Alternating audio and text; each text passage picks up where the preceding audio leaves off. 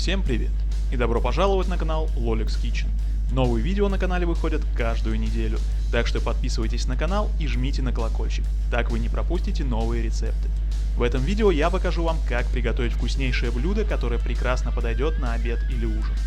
К тому же это очень простой рецепт, который получится у каждого. Смотрите и бегите на кухню готовить, все очень просто, картофельные зразы с грибами. Итак, приступим. 1 кг картофеля почистить и нарезать кубиком среднего размера, так он сварится быстрее. Переложить в кастрюлю, залить водой и варить до готовности, солить не нужно. Пока варится картофель, нарезать 120 грамм репчатого лука и 300 грамм шампиньонов мелким кубиком. Ну или как получится.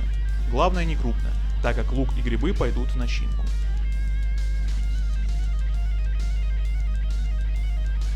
Для вкусной начинки грибы с луком надо обжарить. Для этого разогреваем сковороду, наливаем растительное масло и обжариваем лук около 2 минут на среднем огне, периодически помешивая. Добавляем грибы и жарим до готовности на среднем огне, также периодически помешивая. Как только из грибов испарится лишняя влага, нужно довести по вкусу. Для этого солим, перчим и перемешиваем. Добавляем сливочное масло 1 чайную ложку и соевый соус 2 чайных ложки.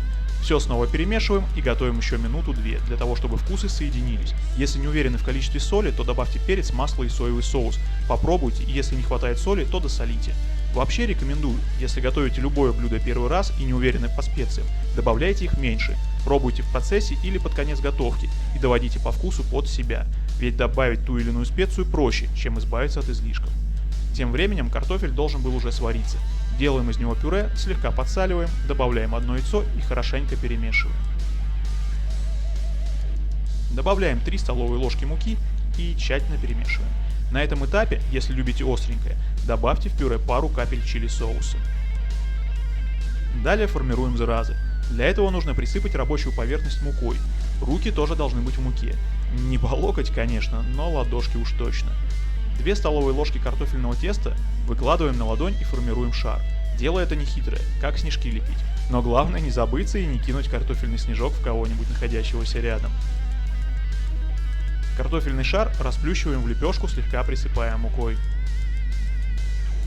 В центр выкладываем грибную начинку и аккуратно скрепляем края. Кстати, в начинку можно еще добавить немного укропа, он отлично сочетается и с картофелем, и с шампиньонами. Когда будете скреплять края и обваливать в муке, не забывайте, что картофельное тесто более нежное, чем обычное, так что будьте осторожны, не прорвите его, деликатнее чуточку с ним надо. Выкладываем на разогретую сковороду с растительным маслом и обжариваем на среднем огне, до золотистой корочки с 2 сторон. И вкуснейшие картофельные зразы с грибами готовы. Подавайте их со сметаной и свежей зеленью, так будет еще вкусней. Не забывайте ставить лайк и подписывайтесь на мой канал. Впереди нас ждет еще много вкусных рецептов. Кушать подано. Приятного аппетита. Всем пока.